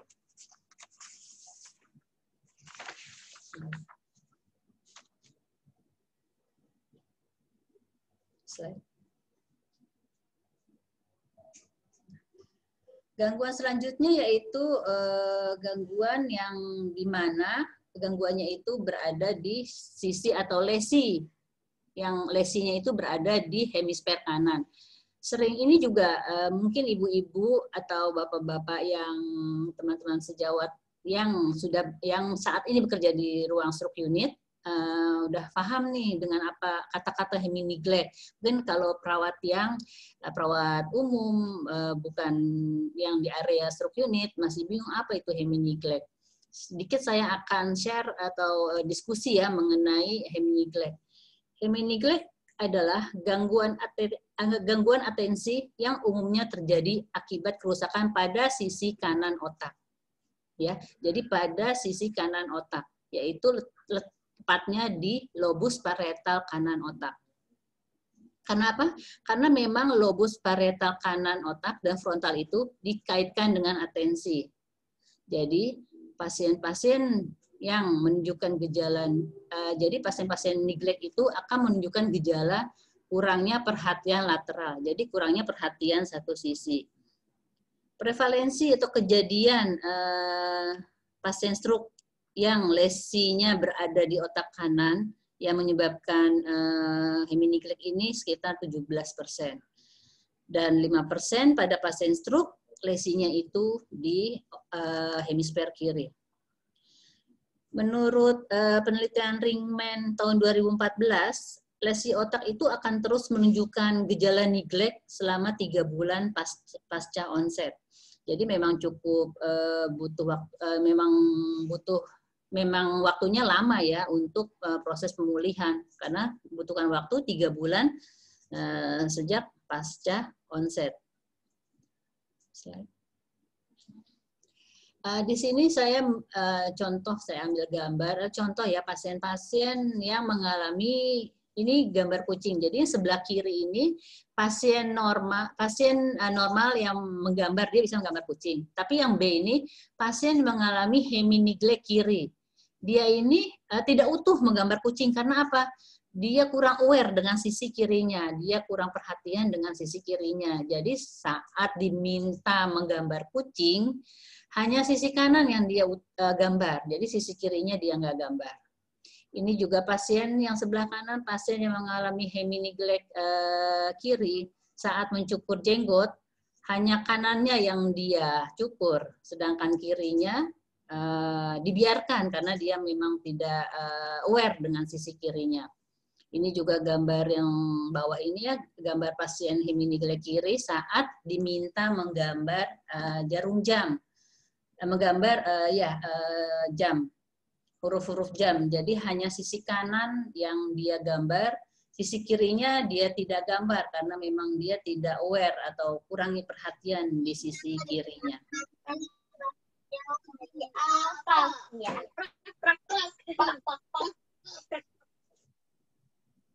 Ya. Lagi. Slide. Pengkajian yang dapat kita lakukan pada pasien-pasien yang mengalami heminiglect umumnya pasien yang masuk dengan keluhan utamanya apa? Kok suster, pernah ada pasien bilang, kenapa Bapak ini selalu menoleh ke kanan, kepalanya tidak jarang melihat ke kiri itu. Terus adakah riwayat penyakit sekarang selain keluhan itu, apakah ada penyakit yang lain? Riwayat penyakit dahulu, apakah kejadian seperti ini pernah terjadi? Terima kasih. Kejadian ini pernah terjadi sebelumnya. Riwayat penyakit keluarga itu menentukan faktor risiko dari pasien. Lalu pemeriksaan fisik, kita lihat keadaan umum pasien, GCS-nya berapa, tanda-tanda vitalnya berapa, dan pemeriksaan penunjang ini juga sangat menentukan karena bisa menentukan letak lesi yang berada, lesi itu ada di mana sehingga gangguan yang muncul akan seperti ini. Slide. Standar diagnosa yang dimunculkan yaitu fokus diagnosanya persepsi sensori, penyebab atau faktor resikonya itu hipoksia cerebral, di mana gejala dan tanda mayor pasien itu hanya berespon terhadap stimulusnya itu berubah, lalu interpretasinya berubah dan melihat ke satu arah. Jadi yaitu tadi ada pasien yang mengeluh kenapa dia selalu melihat ke sisi kanan. Lalu fungsi sosialnya juga akan terganggu karena apa? Bila dia berkumpul dengan teman atau ada keluarga itu berada di sisi keluarganya itu ada di sisi kanan, Jadi dia sisi kiri, keluarga itu tidak akan dihiraukan oleh dia. Slide. Diagnosa yang dapat muncul pada pasien yang mengalami hemineglect adalah gangguan persepsi sensori berhubungan dengan hipoksia cerebral. Standar luaran diagnosanya, luarannya persepsi sensori, ekspektasi yang kita harapkan meningkat dengan kriteria hasil, persepsi stimulasi pasien meningkat dengan skornya 5, dan persepsi posisi tubuh pasien meningkat dengan skornya 5. Slide. Ini intervensi yang dapat kita lakukan pada pasien yang mengalami hemineglect, yaitu periksa status mental pasien. Dengan kejadian seperti ini, bagaimana emosi pasien. Lalu periksa fungsi motorik dan sensorik. Selain hemiplegi, bisa saja pasien tersebut mengalami kelemahan atau kelumpuhan sisi kiri. Lalu periksa perhatian dan respon. Jadi ya gimana atensi dia terhadap respon yang kita berikan, stimulus yang kita berikan. Lalu tindakan kita sebagai perawat apa dalam memberikan asuhan perawatan pada pasien stroke, yaitu berikan umpan balik realistis tentang defisit persepsual. Kita posisikan ekstremitas yang terkena dengan benar. Jadi gini, maksudnya di sini kata-katanya, jadi pasien yang mengalami hemineglect yang disertai dengan hemiparese itu kadang-kadang dia tidak hirau dengan tangan atau kakinya sisi kiri. Kadang pas posisi dia lagi duduk, tangan kirinya itu terjuntai di bawah. Jadi kita berikan kita posisikan ekstremitas pasien yang benar. Atau kita bilang ke pasien, Pak, jangan lupa loh, tangan Bapak itu ada 2, kiri dan kanan. Jadi yang kiri Bapak ini itu jatuh ke bawah. Jadi kita benarkan ya posisinya seperti itu. Jadi itu tindakan kita untuk pasien yang mengalami hemineglect. Lalu tempatkan alat yang dibutuhkan dekat dengan jangkauan. Ini juga kebutuhan apa namanya, misalkan minum pasien, makan pasien, kita dekatkan yang bisa dia lihat oleh dia gitu. Jadi ada pasien pernah karena waktu makan, yang memberi makan itu datang, orang memberi makan foodnya ya, F&B kita di sini, dia menaruh aja di sisi sebelah kiri, padahal dia mengalami hemineglect kiri. Jadi nggak dimakan tuh sama dia. Jadi tanya, suster saya kenapa nggak dapat makan? Padahal makan dia sudah ada gitu di meja sebelah kiri. Karena petugas kita tidak paham dengan kondisi pasien, jadi dia taruh aja seperti itu gitu ya. Hindari memindahkan alat yang sudah diingat pasien. Jadi kita juga menghindari, udah kita letakkan saja dulu, misalkan bel pasien, minum pasien, itu di sisi yang bisa dijangkau oleh pasien. Kita fasilitasi dalam melakukan aktivitas sehari-hari dan latih ROM. Itu juga ya kita latih ekstremitas pasien yang mengalami hemiplegi bila mengalami parese di sisi kiri yang terabaikan.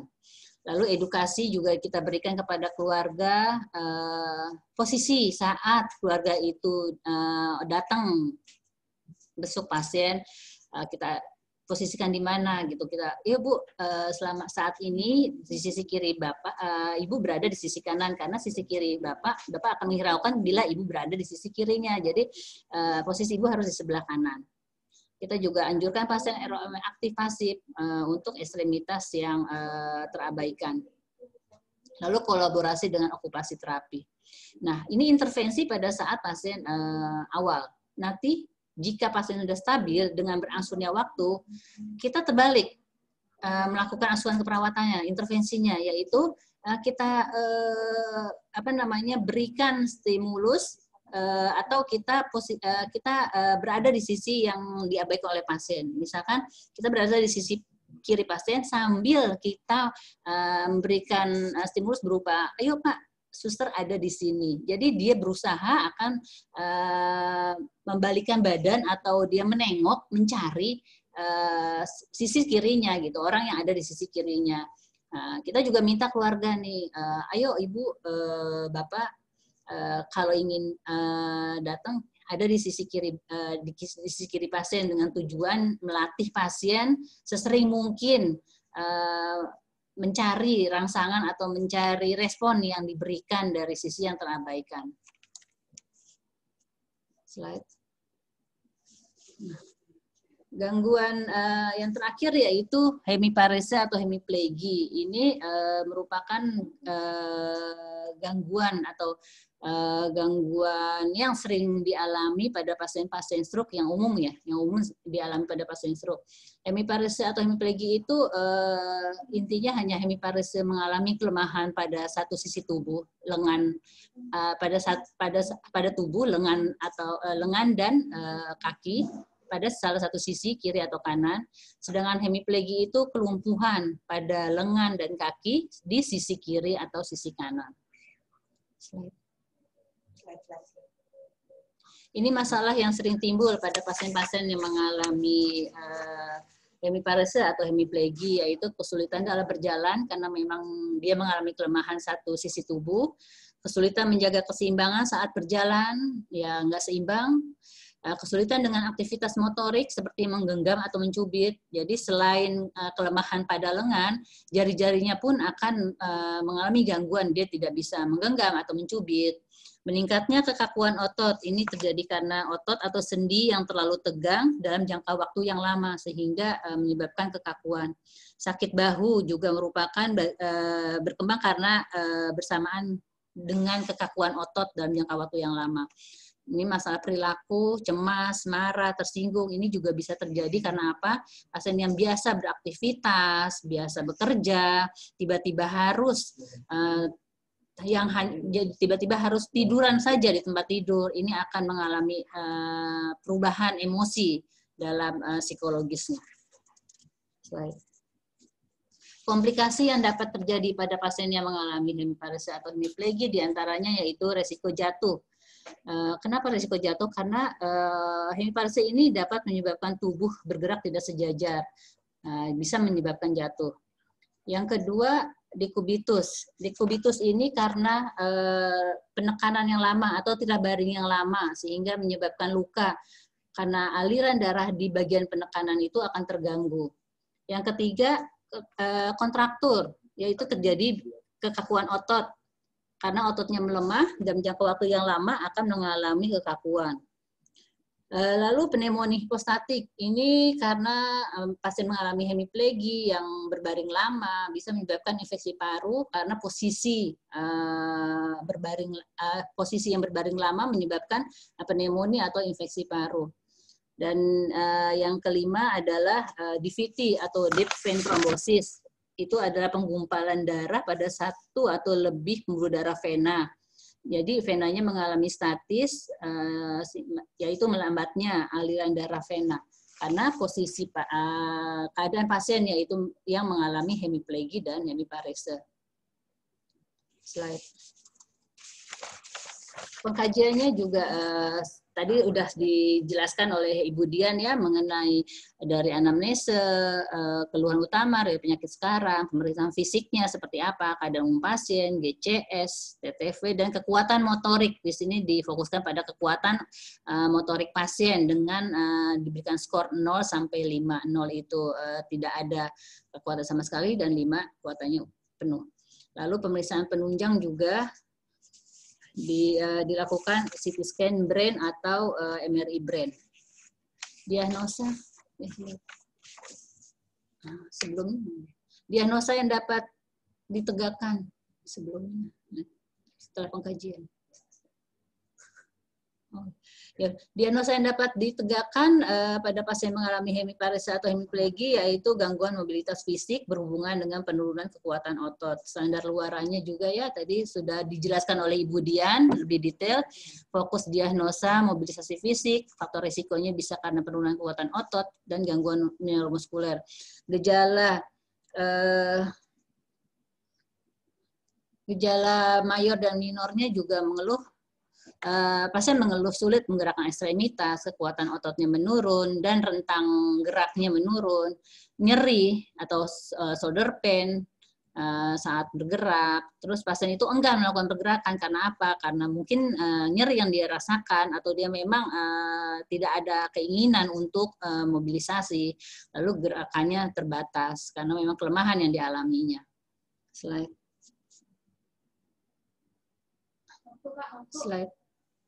Intervensi ya, intervensi yang Intervensi yang dapat kita lakukan yaitu kita identifikasi toleransi fisik pasien dalam melakukan mobilisasi, monitor tanda-tanda vital, monitor keadaan umum selama mobilisasi. Lalu terapeutik, tindakan kita sebagai perawat kita fasilitasi dalam mobilisasi, yaitu kita sediakan kruk atau tempat tidur, pegangan atau hek tempat tidur itu kuat untuk memberikan posisi pasien miring kanan miring kiri sendiri.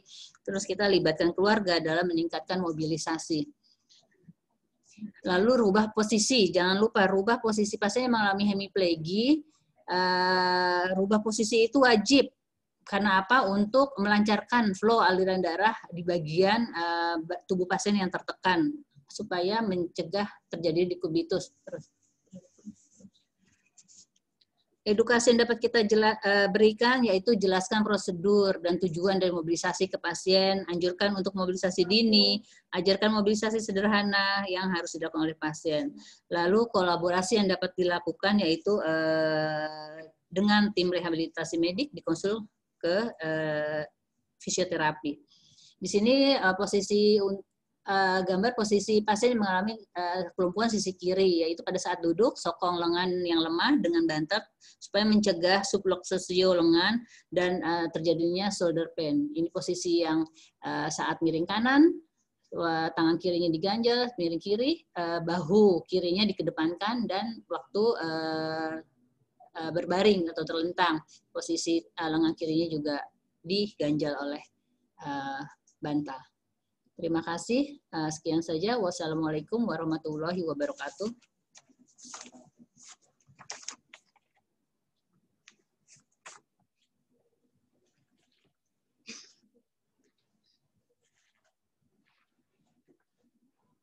Oke, kita kembali lagi setelah semua narasumber kita sudah memaparkan, sudah menyampaikan materi-materi yang mereka bawakan.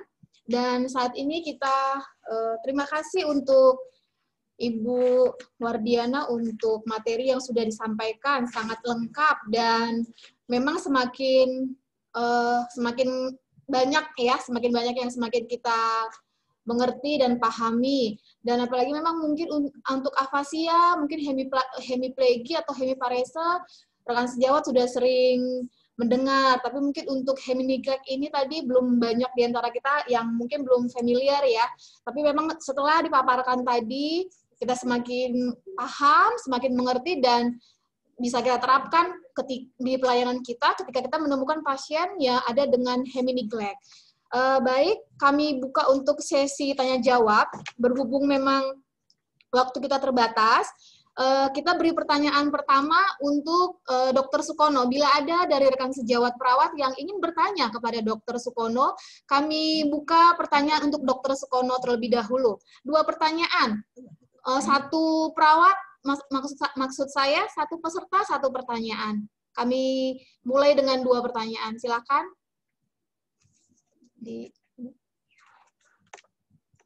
Siapa yang bertanya? Itu tuh ada chat.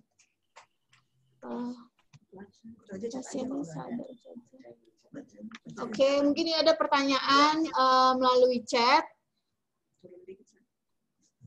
Stimulus atau rangsang apa dan bagaimana yang paling pas bagi pasien dengan riwayat atau serangan stroke supaya aktivitas pasien bisa tetap dipertahankan secara proporsional? Oke, ini dari Ibu Francisca Murti Yahya. Oke, ini mungkin pertanyaan ditujukan ke siapa Ibu ya? Oke, mungkin Dok, ke Dr. Sukono, Dok. Bagaimana, Dok? Untuk pertanyaan ini.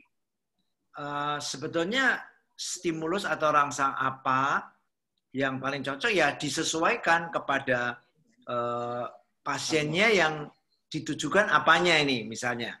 Misalkan pasien yang mengalami suatu afasia ya. Kalau pasien yang mengalami afasia, tentu kita lebih banyak menggunakan suatu bahasa tubuh, ya, nonverbal. Sebab pasien yang afasia karena ada gangguan bahasa, kalau kita berikan stimulus dengan hanya dengan verbal ya pasti nggak nyambung ya. Jadi lebih baik diberikan suatu stimulus dengan bahasa tubuh.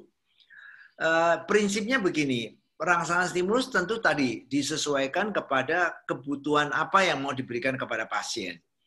Tetapi stimulus itu harus diberikan dengan sabar, ya, terus menerus, ya, tentu akan mudah diberikan mudah diterima juga dibandingkan dengan hanya sesaat, sekejap, ya pasien kadang-kadang nggak tahu.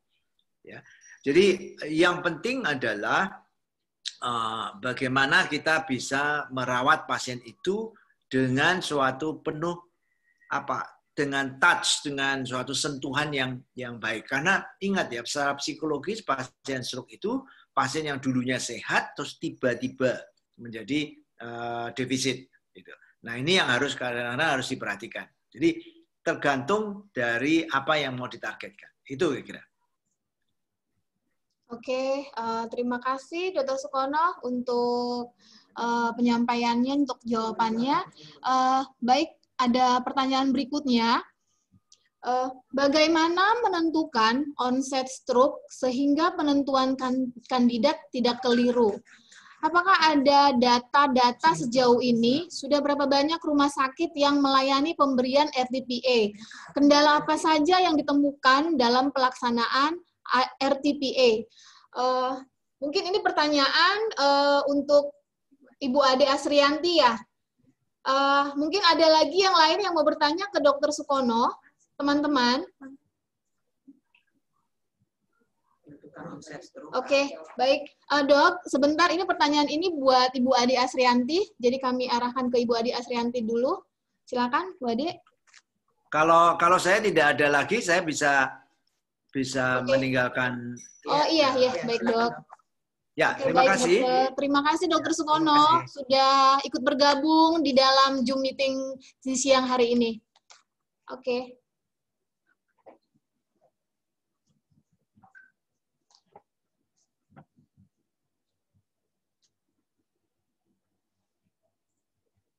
Mana pertanyaannya?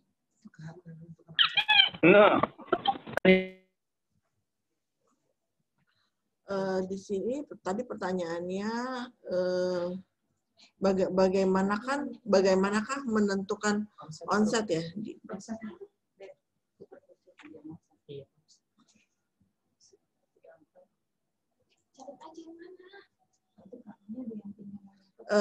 Ya, kurang lebih tadi saya bagaimanakah menentukan onset stroke sehingga penentuan kandidat tidak keliru. Nah, di sini penentuan onset itu pertama kali pasien itu mengalami keluhan kelemahan, misalkan yang tadi ya seperti yang sudah dijelaskan ya, untuk gangguan stroke-nya itu yang bifasnya itu, bagaimana pertama kali kita tanyakan kepada pasien keluhan itu terjadi pada pukul berapa gitu ya, pertama kali itu. Dan apakah ada data sejauh ini sudah berapa banyak rumah sakit yang melayani RTPA itu ada ya saya kurang jelas sih, maksudnya untuk udah berapa ada berapa rumah sakit yang jelas di Rumah Sakit Premier ini kita sudah mengerjakan sejak tahun 2012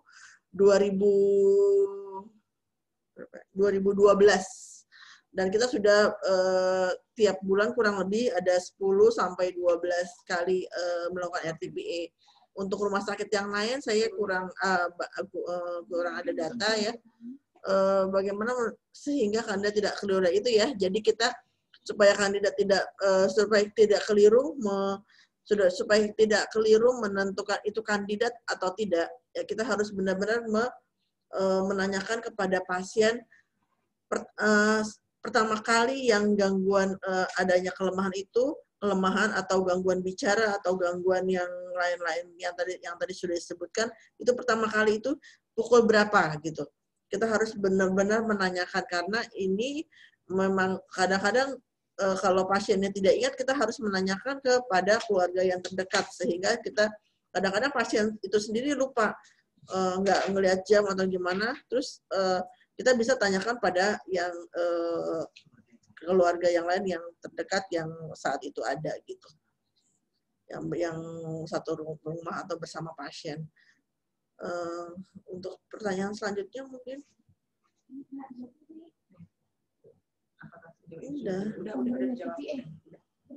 udah.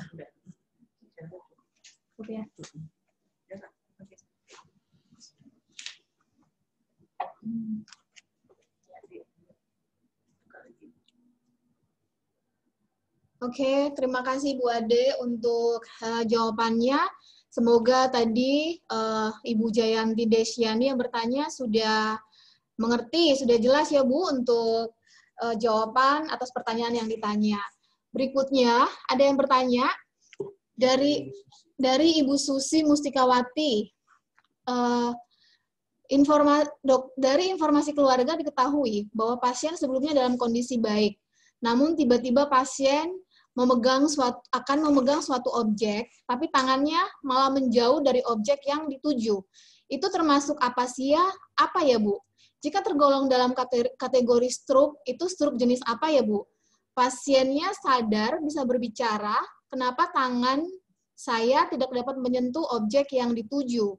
Saat diberi minum, mulutnya jadi tidak simetris. Setelah itu pasien sudah tidak dapat berbicara lagi, hanya diam. Ketika dipanggil, pasiennya hanya mampu mengulang-ulangi ucapan yang disebut. Gangguan otak seperti apa ya, Bu? Baik, akan kami coba jawab. Cuman ini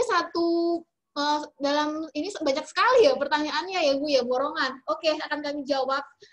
Ini kami akan berikan kesempatan kepada Ibu Dian Purnamawati untuk menjawab pertanyaannya.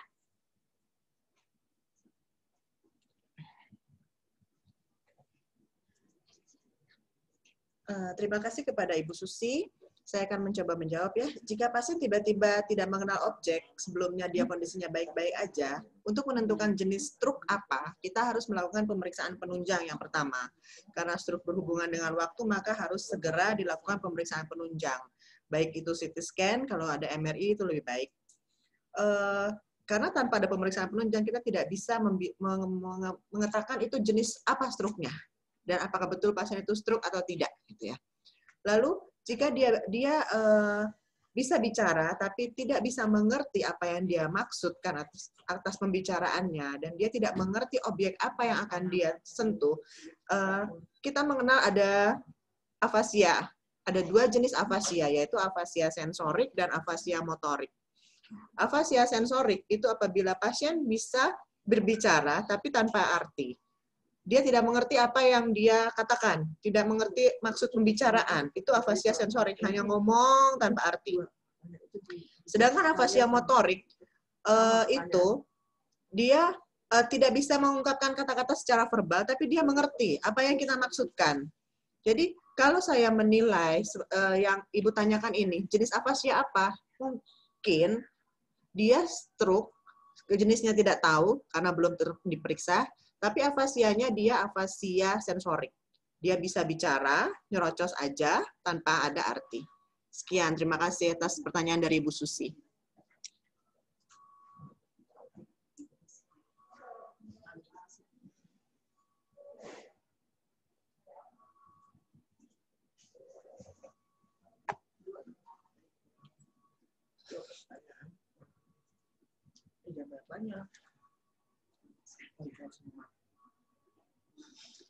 Oke, baik Ibu Nur Susi Mustikawati. Tadi kami sudah menjawab pertanyaan Ibu. Semoga sudah mengerti untuk apa yang mengerti dengan penjelasan yang disampaikan oleh Ibu Dian Purnamawati. Berikutnya, sesi tanya jawab berikutnya kami akan menjawab 2 pertanyaan lagi. Pertanyaan berikutnya agak ke atas. Tadi hemineglect. Oke, tadi ada yang bertanya dari Ibu Cecilia Emilda Sutirahayu. Berapa lama hemineglect bisa pulih? Oke, ini kami akan coba jawab. Pertanyaan ini akan dijawab oleh Ibu Nurse Wardiana. Oke, silakan Bu.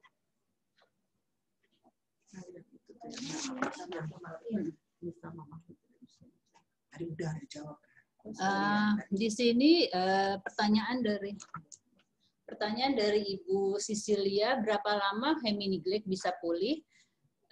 Kita bisa menentukan, maksudnya pulihnya itu ditentukan dari pertama, seberapa luas sumbatan atau lesi yang terkena pada pasien. Jadi semakin luas pasien mengalami sumbatan di sisi kanannya, dia akan mengalami heminiglek yang sangat berat. Jadi untuk proses pemulihannya itu, satu itu tergantung dari luas sumbatannya. Yang kedua, faktor resiko yang dialami pasien. Kalau memang pasien itu memiliki faktor resiko kencing manis, darah tinggi, faktor resiko yang lain, misalkan kolesterol, itu makin lama dalam proses pemulihannya. Jadi itu ditentukan dari situ ya Bu. Jadi faktor resiko yang melekat pada diri pasien itu. Dan pola atau kebiasaan pasien, pola makan pasien bagaimana, semakin dia nakal dalam mengkonsumsi makanan, otomatis kan pola faktor risiko DM-nya itu akan terus meningkat. Jadi proses pemulihan dalam heminigleknya akan terganggu dan membutuhkan waktu yang cukup lama seperti itu.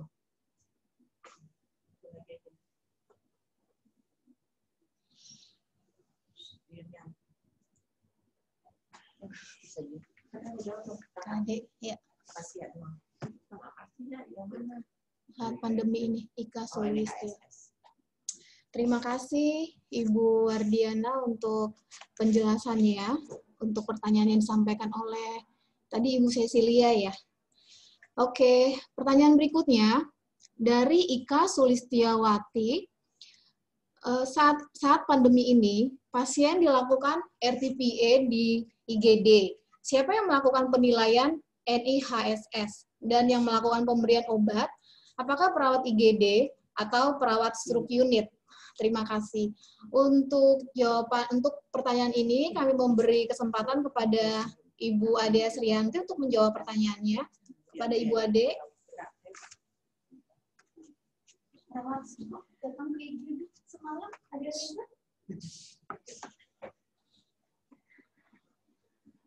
Saya akan menjawab pertanyaan Ibu Ika untuk pasien yang dilakukan RT-PA di IGD, siapa yang melakukan penilaian NIHSS. Itu penilaian NIHSS dilakukan bisa dilakukan oleh perawat ataupun perawat di ruang stroke unit, dan juga bisa bila pertama kali dokter jaga di IGD juga bisa melakukan itu.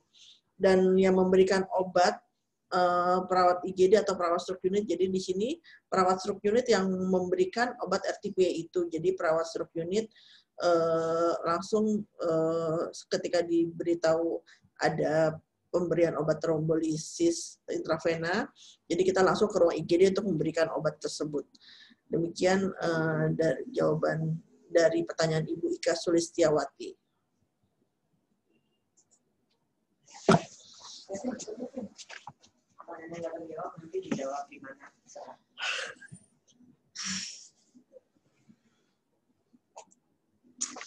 Terima kasih Bu Ade Srianti. Oke, terima kasih untuk Ibu Ade Srianti untuk jawaban atas pertanyaan yang disampaikan oleh Ibu Ika Sulistiawati. Baik, rekan sejawat perawat, sesi tanya jawab ini sudah selesai. Dan bila masih ada dari rekan sejawat perawat yang ingin bertanya, nanti di sesi-sesi berikutnya bisa bertanya kepada kami, dan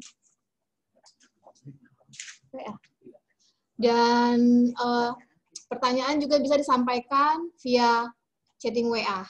Demikian.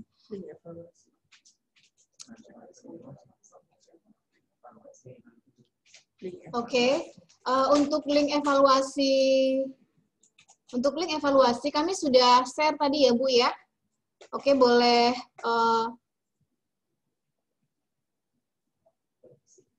boleh diisi nanti ya di situ ya. Oke.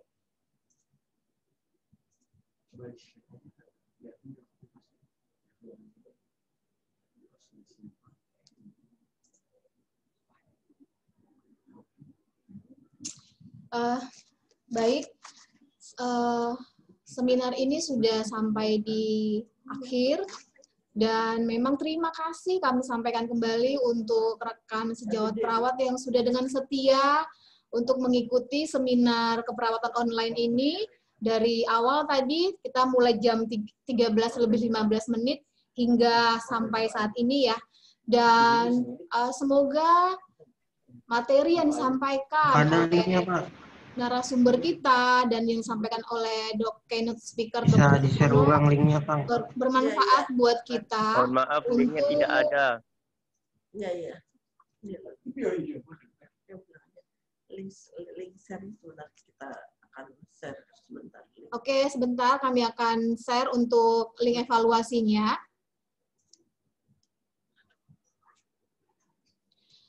Terima kasih buat rekan sejawat sekalian yang sudah setia mengikuti seminar ini dari awal hingga selesai. Semoga materi yang sudah disampaikan hari ini bermanfaat buat kita semua. Selain juga untuk menambah pengetahuan kita, juga selain untuk menambah pengetahuan kita juga bermanfaat untuk kita terapkan di dalam merawat pasien-pasien kita yang dengan diagnosa stroke. Terima kasih. Oke, terima kasih. Terima kasih tim SU. Terima kasih Dr. Sukono. Jangan lupa untuk tetap ikut serta di minggu berikutnya di seminar keperawatan online dengan materi-materi yang lain tentunya. Kami mohon maaf bila ada kekurangan di dalam seminar kali ini. Terima Dan kasih. memang untuk YouTube kami akan upayakan sehingga minggu depan kita bisa bergabung lewat YouTube channel DNE DPK PPNI. Baik, selamat siang rekan-rekan semua. Assalamualaikum Selamat siang. warahmatullahi wabarakatuh. Shalom. Om Santi Om. Terima kasih. Link evaluasinya ada di https://bit.ly. Dibaca aja, dilihat aja di layar. Boleh kita lihat di layar ya. Ini link evaluasinya. Lihat di layar, tampilin di layar. Oke. Sudah ditampilkan di layar. Terima kasih, selamat sore. Terima kasih, selamat sore. Terima kasih SU. Itu gimana bacanya sih?